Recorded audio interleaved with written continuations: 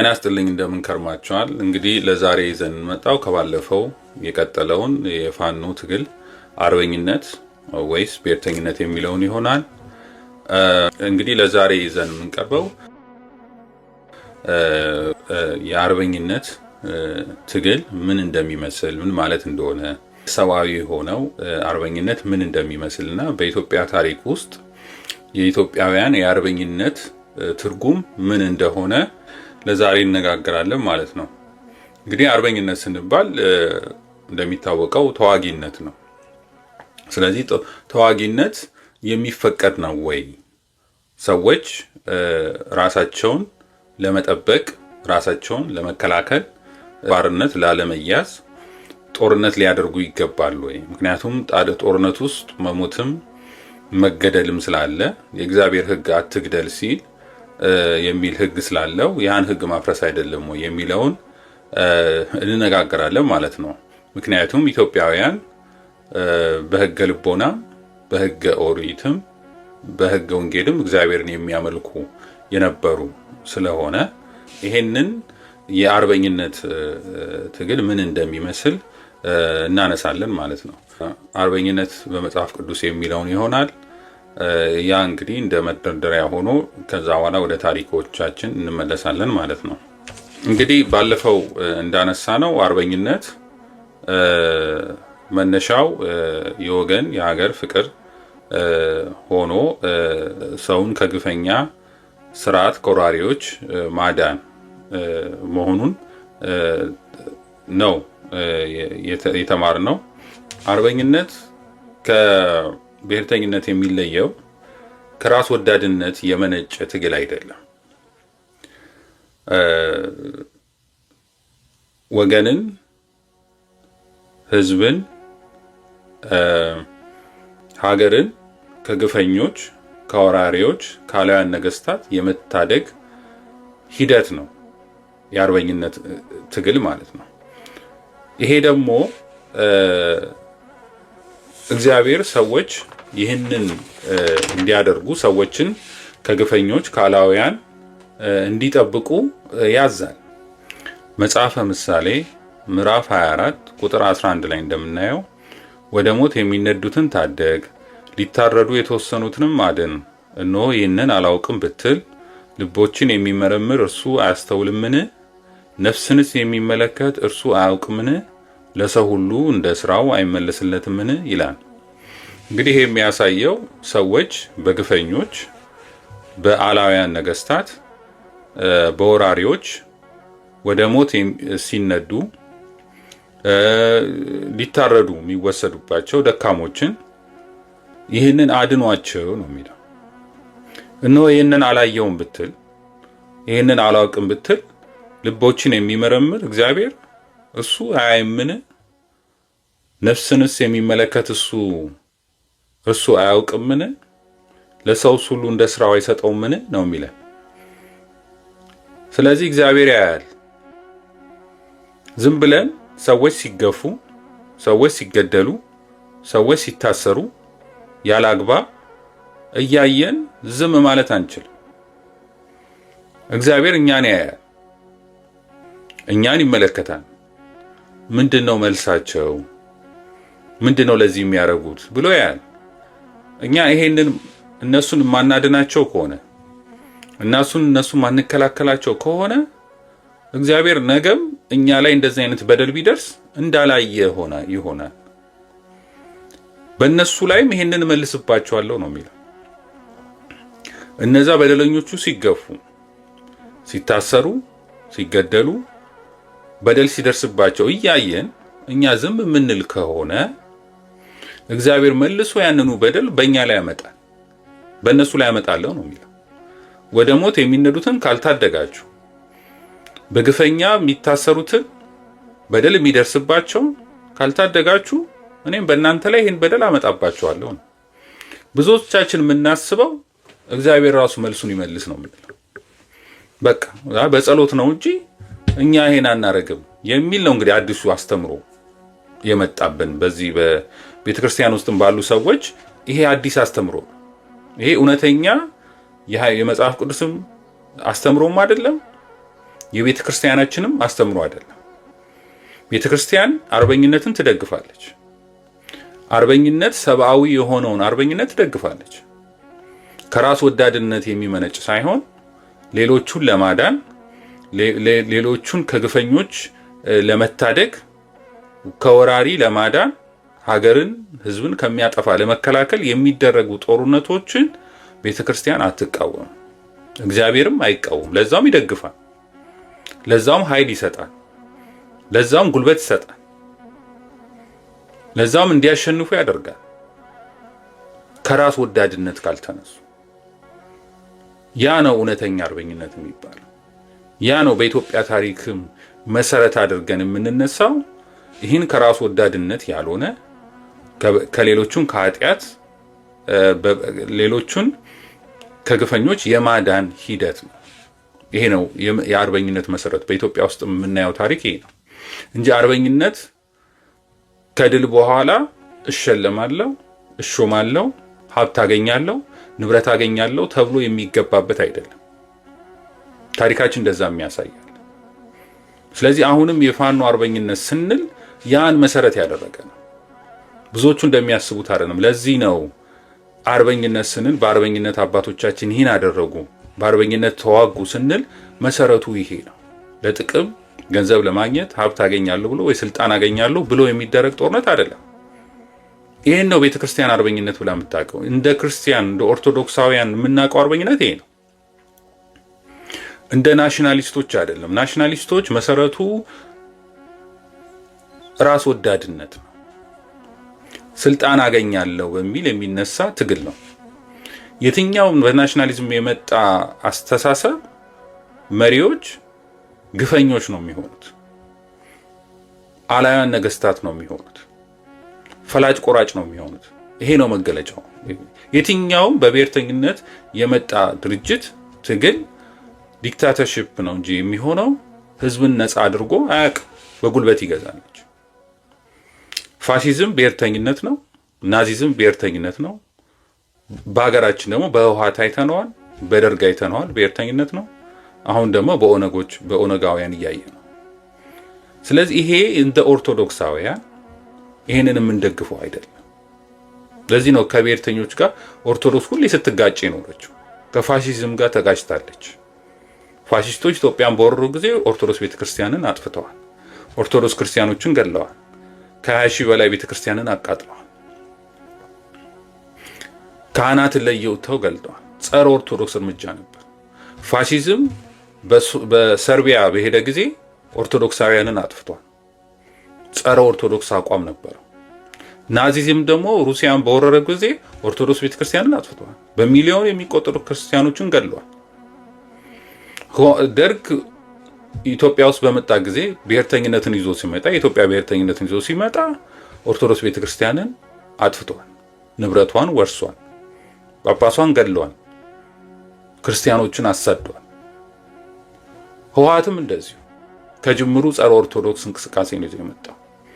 ኦርቶዶክስና አማራ ብሎ ጠላት አድርጎ ወስኖ የመጣ ድርጅት ነው። ኦርቶዶክስን ቀብረናል፣ አማራን ቀብረናል ሲሉ የነበሩ ናቸው እና ብለው ሲፎክሩ የነበሩ ለዛም ሲሰሩ የነበሩ ናቸው። በኢትዮጵያ ኦርቶዶክስ ክርስቲያኖች ቁጥራቸው በከፍተኛ ደረጃ እንዲቀንስ የተደረገው በህወሓት ዘመን ነው። በማሰደድ፣ በማፈናቀል፣ በመግደል፣ ቤተክርስቲያንን በማቃጠል ይህን ህወሓት ሲያደርጉ የነበረው ነው። ምክንያቱም ብሔርተኞች ናቸው። ኦነጋውያንም እንደዛው ብሔርተኞች ናቸው። ከብሔርተኞች ጸረ ኦርቶዶክስ እንቅስቃሴ ሲያደርጉ የነበሩ ቤተክርስቲያን ሲያቃጠሉ፣ ክርስቲያኖችን ሲገሉ፣ ሲያሳድዱ አሁንም የምናየው ይሄን ነው። ስለዚህ ብሔርተኝነትና ኦርቶዶክሳዊነት ወይም እውነተኛ ክርስቲያኖች ጋር ጠብ ነው። ከሌሎች እምነቶች ከእስልምና እምነት ጋር የሚቃረን ነው። በዓለም አቀፍ ደረጃ ስናይ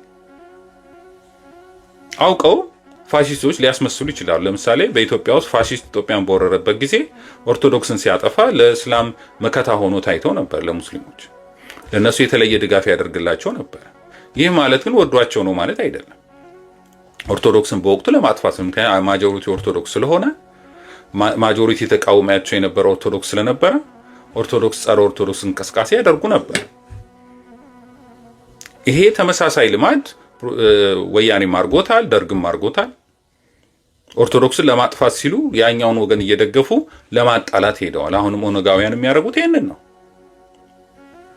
ስለዚህ ሁሉም ጊዜ ቢሆን የኢትዮጵያ ኦርቶዶክስ ቤተክርስቲያን ለብሔርተኞች የምትመች አይደለችም። ምክንያቱም ሐሳቡ ከእግዚአብሔር ጋር የተቃረነ ስለሆነ፣ ከሃይማኖት ጋር የተቃረነ ስለሆነ፣ ወገንን ነፃ ለማውጣት የሚደረግ እንቅስቃሴ ሳይሆን በራስ ወዳድነት የሚመጣ ራስን ስልጣን ላይ ይሄ ነው የሆነው። ራስን ሀብት ለመቆለል በሀብት ላይ ስልጣኗን ይዞ ግፈኛ ሆኖ ለመምራት እንጂ ህዝብን ነፃ ለማውጣት የሚመጣ ስርዓት ስላለ፣ አርበኝነት ግን ከበፊቱ እግዚአብሔራዊ የሆነ ስርዓት ነው። እግዚአብሔራዊ የሆነ ተጋድሎ ነው። እግዚአብሔር የሚደግፈው ቅዱስ የሆነ ጦርነት ነው። ሰብአዊ የሆነው አርበኝነት ማለት ነው። በዛም እግዚአብሔር እየተገኘ ለብዙዎቹ ኃይል ሰጥቷቸዋል። ይህን እንግዲህ በመጽሐፍ ቅዱስ እናያለን ማለት ነው። መጀመሪያ የምናየው የአብርሃምን ታሪክ ነው። አብርሃም ሎጥን ለማዳን ሎጥ በኦሪት ዘፍጥረት ምዕራፍ 14 ላይ አብርሃምን ሎጥን ከምርኮ ለማዳን ወደ ጦርነት ሄዷል። ይህንን አብርሃም ይህን በሰማ ጊዜ ሎጥ እንደ በሶዶም እና ጎሞራ በሚባለው አውራጃ በሚኖርበት ጊዜ ሎጥ በዛ ሌሎች ወራሪዎች መጥተው ያን አካባቢ እንዳጠፉትና ንጉሱም ጥሎ እንደሄደ ሎጥም ተማርኮ እንደሄደ ይሰማል አብርሃም። በዛን ጊዜ አብርሃም የራሱን ወታደሮች ወይም አብረው የሚኖሩትን ይዞ ሄዶ ተዋግቶ ድል ያደርጋል። እግዚአብሔር ከሱ ጋር ስለነበረ ማለት ነው። እንግዲህ አብርሃም ይሄንን ጦርነት ሲገጥም ወይም ይሄን ጦርነት ሲያደርግ ከራስ ወዳድነት ተነስቶ አይደለም፣ ወይም ህዝብ ሀብት አገኛለሁ ንብረት አገኛለሁ ብሎ አይደለም። በዛ በደል የደረሰባቸው በዛ በግፈኛው መሪ ንብረታቸው የተወረሰባቸው ለማስመለስ ነው ያን ያደረገው። ያጎቱ ልጅ የሆነውን ሎጥንም ለማዳን ነው። አብርሃም እንግዲህ ጦርነቱን ድል ካረገ በኋላ ሲመለስ ነው መልከጼዴቅ ጋር የተገናኘውና መልከጼዴቅ ደግሞ የባረከው። እንግዲህ መልከጼዴቅ እንደዚህ ብሎ ነው አብርሃምን የባረከው። አብርሃም ሰማይና ምድር ለፈጠረ ለልዑል እግዚአብሔር የተባረከ ነው፣ ጠላቶችህ ይህን በእጅህ የጣለልህ እግዚአብሔር ብሩክ ነው ብሎ አመስግኗል። ከዛ በኋላ የሶዶም ንጉስ ምን ይለዋል አብርሃምን? ያስመለስከውን ንብረት በሙሉ ውሰድ፣ ሰዎቹን ብቻ በምርኮ የተማረኩብኝ የነበሩትን ሰዎች መልስልኝ ብሎ ይጠይቀዋል። አብርሃም ይህንን አልተቀበለው። ያንተን ንብረት ወስጄ በእኔ ንብረት ሀብታም ሆነ ብለህ ትላለህና እኔ ይህን ንብረት አልፈልግም በሙሉ እመልስልሃለሁ ብሎ ለሶዶም ንጉስ በሙሉ መለሰለት። ስለዚህ የአብርሃም ዓላማ ህዝቡን ነፃ ማውጣት ነው እንጂ ታስሮ የወሰደው ዘመዱን ለማስጣል እንጂ ከነገስታቱ የተወረሰባቸውን ንብረት ለማስመለስ እንጂ ህዝቡንም ሀብቱንም ከራሱ ሀብት አገኛለሁ ጥቅም አገኛለሁ ብሎ አይደለም። ይህም በማድረጉ እግዚአብሔር ደስተኛ ሆነ። እግዚአብሔርን በኃይል የረዳው ለዛ ነበር፣ የአብርሃምን ልብ ስለሚያውቅ። አብርሃም የተነሳበት ዓላማ ሀብት አገኛለሁ ንብረት አገኛለሁ ብሎ ስላልሆነ ያን ጦርነት ያደረገው እግዚአብሔር ረዳው። በጦርነቱ ድል እንዲያደርግ አደረገው። ንጉሱ ሲሸሽ፣ የሶዶም ንጉስ ሲሸሽ፣ ሀብት ጦር ያለው ሲሸሽ፣ በአርበኝነት የተነሳው አብርሃም ግን ድል አደረገ። ለዚህ ነው አሁን የምናየው። አሁን እኮ የታሪክ ሲደገም የምናየው በኢትዮጵያ ውስጥ የምናየው ይሄ ነው። በኢትዮጵያ ውስጥም ጦርነት በታሪክ ሲደረግ የነበረው ህዝቡ ተነስቶ ከእርሻው ተነስቶ ከንግዱ ተነስቶ ሄዶ ስንቅ ይዞ ሄዶ ይዋጋል። እግዚአብሔር ረዷል፣ ያሸንፋል። ስመለስ ሀብት አገኛለሁ ሹመት ይሸለማለሁ ብሎ አይደለም ያን የሚያደርገው፣ ሀገሩን ወገኑን ከወራሪ ለመጠበቅ ብሎ ነው። ይሄ ነው መሰረታዊ ዓላማ። አብርሃም ያደረገው ይሄን ነው። ግን አብርሃም ይሄን ብሎ ንብረት አልፈልግም ብሎ ሲል በምዕራፍ 15 ቁጥር 1 ላይ ግን አብርሃም እግዚአብሔር ሀብትን እሰጥሃለሁ አለው። ሀብት እሰጥሃለሁ ሲለው አብርሃም እኔ ሀብት ምን ያደርግልኛል? እኔ ልጅ የለኝም ሀብቴን የሚወርስ፣ ነገ ሌሎች ሰዎች ናቸው ሀብቱን የሚወርስ ሲለው ከዛ በኋላ ነው እኔ ልጅ እሰጥሃለሁ ሌሎች ሀብቶችን አይወርሱም ብሎ እግዚአብሔር የነገረው ማለት ነው። ስለዚህ ይሄ አብርሃም የሰራው ስራ ወደ ሞት የሚነዱትን የመታደግ ሊታረዱ የተወሰኑትን የማዳን ስራ ነው የሰራው። ለዛም ነው እግዚአብሔር መልሶ በልጅ የባረከው ማለት ነው። ለዚህ ነው እግዚአብሔር አብርሃምን የባረከው በሀብትም በንብረትም በልጅም የባረከው ማለት ተጨማሪ የሆነ ነገር ሰጠው ማለት ነው። ስለዚህ አነሳሳችን ፍላጎታችን ለጥቅም ብለን የምናደርገው ውጊያ አይደለም። ለዚህ ነው በአባቶቻችንም ባህል ቀዳሽ፣ አራሽ፣ ተኳሽ የሚለው። አሁን እነዚህ ግን ናሽናሊስቶች መጥተው ምን አሉ? አይ አራሽነት፣ ቀዳሽነት፣ ተኳሽነት ብቻ አይደለም ነጋሽነትም ብለው አዲስ ጨመሩበት።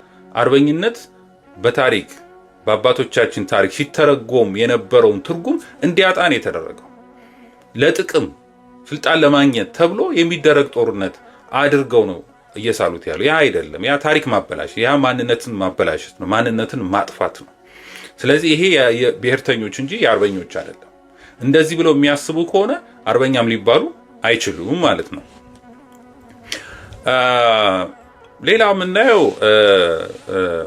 የሙሴን ታሪክ ነው። እንግዲህ ኦሪት ዘጸአት ምዕራፍ 11 ላይ ሙሴ እንዴት ነው የተመረጠው በእግዚአብሔር ሊመረጥ የቻለው ብለን ስናይ ሙሴ በመጀመሪያ በፈርዖን ቤተ መንግስት የሚኖር የነበረ ነው። በሀብት በተድላ የሚኖር የነበረ ነው። የንጉሥ የፈርዖን የልጅ ልጅ ተብሎ ሲኖር የነበረ ነው። ከዛ በኋላ ሙሴ ግን ያደረገው ምንድን ነው? ወደ ወገኖቹ ሲወጣ ሲያይ በአንድ ቀን ያ ግብፃዊው በወገኑ ላይ ግፍ ሲሰራ አየ። ግፍ ሲሰራበት አየና ያ መቀበል አቃተው። ከዛ ሊያግ ሰው እንደሌለ አይቶ ያ ግብፃዊውን ገደለው። ከዛ በዛ ባሸዋ ውስጥ ቀበረው። በኋላ ላይ ይሄ ይሰማብኛል ብሎ አላሰበ ነበር። በኋላ ይሄ ነገር ግን በዛ በታደገው አማካኝነት ወሬው እየሰፋ መጣ። ከዛ የተነሳ ሙሴ ቤተ መንግስቱን ጥሎ ተሰደደ ማለት ነው። እንግዲህ ሙሴ የቤተ መንግስት ውስጥ የሚኖር እስራኤላዊ መሆኑን ያውቃል። ግን በቤተ መንግስት ውስጥ ግን የፈርዖን የልጅ ልጅ ተብሎ ያደገ ነው፣ በምቾት ያደገ ነው። ሙሴ ተነስቶ ይህንን ግብፃዊውን የገደለው ከራስ ወዳድነት ተነስቶ አይደለም። ይሄን ያደረገው ለወገኑ ግፍ ለሚሰራባቸው ወገኑ ብሎ ነው ይሄን ያደረገው። ግብፃዊውን የገደለው እንጂ ለራሴ ብሎ ጥቅም አገኛለሁ ብሎ አይደለም። ለዛውም የወሰደው እርምጃ በጣም አደገኛ ነው፣ አደገኛ የሆነ እርምጃ ነው። ዛሬ ክርስቲያኖች እንደፈለጉ እየታረዱ፣ ኦርቶዶክሳውያን የተገደሉ፣ ህዝቡ እየተጨቆነ እየተሰደደ ማንም እንኳን አይደለም በቤተ መንግስት የሚኖር አይደለም በተራ ኑሮ እንኳን የሚኖር ሰብ ሀብቴን አጣለው፣ ንብረቴን አጣለው፣ ወይ ስልጣኔን አጣለው፣ ስራዬን አጣለው ብሎ ወገኖችን ሊታደግ አልቻለም። ከግፈኞች ሊታደጋቸው አልቻለም፣ ሊያድናቸው አልቻለም። ያ ነው እንግዲህ አርበኝነት የምንለው። አርበኝነት መነሻው ፍቅር ነው፣ ራስ ወዳድነት አይደለም። ባልንጀራን እንደራስ አድርገው የሚለው መውደድ ነው። ባልንጀራችን እንደራሳችን አድርገን የምንወድ ከሆነ እኛ ላይ ጥቃት ሲደርስ እንደማንፈልግ ሁሉ ባልንጀራችንም ጥቃት ሲደርስ እንከላከላለን ማለት ነው። ባልንጀራችን ግፍ ሲደርስበት እንከላከልለታለን። ባልንጀራችን ቢራብ እናበለዋለን፣ ቢራቁት እናለብሰዋለን። ያ ነው ባልንጀራህን ውደድ ማለት። ፍቅር ተግባር እንጂ ስሜት አይደለም። ለዛ ነው። ስለዚህ ወገኖቻችን ላይ እንኳን አይደለም እንደዚህ በደል ይሄ ሁሉ መከራ እየደረሰ አይደለም እንኳን አይደለም ልንታደጋቸው ማሰቡን አንፈልግም። አንዳንዶቻችን ስለተቸገሩ ሰዎች ሲነሳ ዝም በል ነው የምንለው። ወሬው እንዲነሳ አንፈልግም። የምንፈልገው የሚያስቀን የሚያዝናናን ነገር ነው እንጂ የወገኖቻችን ሞት አያሳስበን። ወሬውን አንስተን ልንወያየት አንፈልግም። መፍትሄው እንዴት ነው የሚመጣው ብለንም አንልም። እንደዚህ አይነቱን ነው እግዚአብሔር በመጽሐፍ ምሳሌ 24 እና 11 የተናገራቸው። ይሄ ሁሉ በደል ሲደርስ ይሄ ሁሉ መከራ ድረስ ዝም የምትሉ ከሆነ እኔም በእናንተ ላይ ይሄንን በደል አመጣባቸዋለሁ። ብዙዎቻችን ቀደም ብሎም ጀምሮ ስለ ቤተ ክርስቲያን ላይ የሚደርሰውን መከራ ዝም እያለን ሄደን በራሳችን ላይ እስኪመጣ እየጠበቅን በራሳችን ላይ መምጣቱ አይቀርም። በሌሎች በደል ላይ ዝም እንዳልነው ሁሉ ሌሎችም እኛን ሊታደጉን አይችሉም። ምክንያቱም እኛ አላደረግነውማ። እኛ ህዝባችንን ልንታደግ አልቻልንም። የሚገደሉትን፣ የሚታሰሩትን፣ የሚሞቱትን ሌላው ቀርቶ በቤተ ክርስቲያን እንኳን ካህናት የሚታረዱትን ልናድናቸው አልፈለግንም። በጸሎት ነው የምንለው። በእኛ በልጆቻችን ላይ ደርሶ ቢሆን ግን እንል ነበር። ምክንያቱም የምንወደው ቤተሰቦቻችን እኛም ብቻ ነው እንጂ ሌላውን ህዝብ እንደ ክርስቲያን ወይም ሌላውን ህብረተሰብ ሰው የሆነውን ሁሉ እንታደገው አንፈልግም። ሁሌም ግን ግፈኛውን እንድንታደግ ይገባል። የእግዚአብሔር ቃል የሚለው ይሄንን ነው። ስለዚህ ሙሴ ያደረገው ይሄንን ነው። ሙሴ ይሄን አደረገ። ሙሴ ይሄን ሲያደርግ ወገኑን ከግፈኛው ስላዳነ እሸለማለሁ ነገ እንደዚህ ይሆናል ብሎ አይደለም። ወይም እግዚአብሔር የእስራኤል መሪ ያደርገኛል ብሎ አስቦ አይደለም። አላሰበውም። እሱ በዛ ወቅት ያደረገው ወገኑን ታደገ። በዛ መከራ ደረሰበት፣ ተሰደደ። 40 ዓመት በስደት ኖረ። የነበረውን ሀብት ንብረቱን ሁሉ አጣ። ይሄ ነው ሙሴ በኋላ አርበኛ ያስባለው። ይሄ ነው አርበኝነት። ሙሴ ከዛ በኋላ ውጊያዎችን አድርጓል በተለያየ ጊዜ፣ እግዚአብሔር ረድቶታል። ስለዚህ የአርበኝነት መንገዱ ይሄ ነው። እጠቀማለሁ አገኛለሁ ብለን የምንገባበት ጦርነት ሳይሆን እግዚአብሔር ሙሴን አልተቃወመውም። ግብፃዊውን ለምን ገደልክ አላለው። ምክንያቱም ግብፃዊ ግፈኛ ስለነበረ። ለዛ ሙሴ የተመረጠው ራሱን አሳልፎ ለወገኖቹን ስለሰጠ ነው። ሙሴ ጥልቅ የሆነ ፍቅር ያለው ሰው ነው ለወገኖቹ። ራስ ወዳድ አልነበረም። ለዚህም ነው መሪ የሆነው።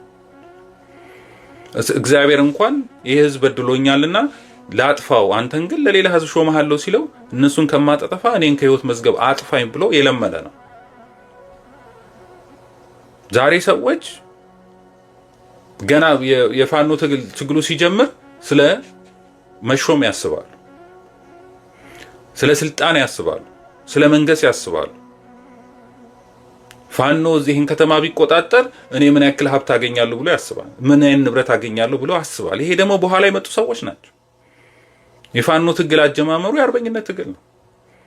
የአርበኝነቱን ትግል ወደ ብሔርተኝነት ትግል መቀየር የፈለጉት ስልጣን ስለፈለጉ ነው። ሀብት ስለፈለጉ ነው። ንብረት እናገኛለን ስለው ነው። ለዛም ነው ከእንደገና ኦርቶዶክስ ቤተክርስቲያን መቃወም ነው። ቤተክርስቲያን ይሄን ትከለክለናለች፣ አትመቸንም። ለዚህ እኛ ለምንፈጥረው የፈላጭ ቆራጭ መንግስት አትመቸንም፣ ይሄ ትክክል አይደለም፣ ብሔርተኝነት ትቃወምብናለች ብለው ከአሁኑ ጠላትነት የጀመሩት በማን ላይ? በኦርቶዶክስ ቤተክርስቲያን ላይ፣ በክርስቲያኖች ላይ ብሔርተኝነት ልክ አይደለም ብለው ለሚቃወሙትን ለነሱ መልስ አይደለም የሚሰጡት። አይ ይሄ እኮ ስለሆነ ነው አይደለም ይሉት። ተቃውሟቸውን ጀመሩ። ልክ ህወሓት ያደርግ እንደነበር። የትግራይ ህዝብ እኮ 95% እኮ ኦርቶዶክስ ነው። ለምንድን ነው ህወሓትን መቃወም ያቃተው? ምክንያቱም በብሔርተኝነት ሰበብ የተለያዩ ፕሮፓጋንዳቸውን በመንገር በኦርቶዶክስ ቤተክርስቲያንን ሲያጠፋት እንኳን ዝም እንዲሉ ነው የሆኑት። ከማንነታቸው ነው የነቀሏቸው፣ ከሃይማኖታቸው ነው የነቀሏቸው፣ ከታሪካቸው ነው የነቀሏቸው። ብሔርተኝነት በጣም አደገኛ ነው። ለዚህ ነው በብሔርተኝነት መልክ እንዳይሄድ ብዙዎቹ የሚፈልጉት ስለ ህወሓትን ነው ምሳሌ የሚያደርጉት። እነዚህ አማራ ብሔርተኝነት ማምጣት የሚፈልጉ የፕሮቴስታንቶች ኃይሎች በአብዛኛው ይሄን ነገር ለማምጣት የሚፈልጉ ፕሮቴስታንት ነው። ምክንያቱም ፕሮቴስታንት ብሔርተኝነትን የሚደግፍ ነው። መስራቹም ሉተር ስለሆነ በየትኛውም በኢትዮጵያ ውስጥም በዓለም ላይም ብሔርተኝነትን ያመጡ ፕሮቴስታንት እምነት ተከታዮች ናቸው። ያስፋፉትም ካርል ማርክስም ኢንግልስም እነዚህ ጀርመናውያን ፕሮቴስታንት የነበሩ እምነት ተከታይ የነበሩ ናቸው። እነሱ በዓለም ላይ ብሔርተኝነትን ያስፋፉ እነሱ ናቸው። ስለዚህ ፕሮቴስታንት ሃይማኖት ከብሔርተኝነት ጋር የሚጣላ አይደለም። ስለዚህ በአማራ የአርበኝነት ትግል ላይም የነጻነት ትግል ላይም እነዚህ ብሔርተኞች መጥተው የአማራ ትግል በብሔርተኝነት እንዲቀየሩ የሚፈልጉት ለዛ ነው። በዛ ላይ ጸረ ኦርቶዶክስ ሆኖ ለመውጣት። ምክንያቱም በብሔርተኝነት ነው ትግራይ ውስጥ የትግራይ ህዝብ ማንነቱ እንዲያጣ የተደረገው፣ ከሃይማኖቱ እንዲወጣ የተደረገው፣ ከታሪኩ እንዲወጣ የተደረገው፣ ከባህሉ እንዲወጣ የተደረገው፣ ለሀገሩ መልሶ ጠላት እንዲሆን የተደረገው በብሔርተኝነት ነው።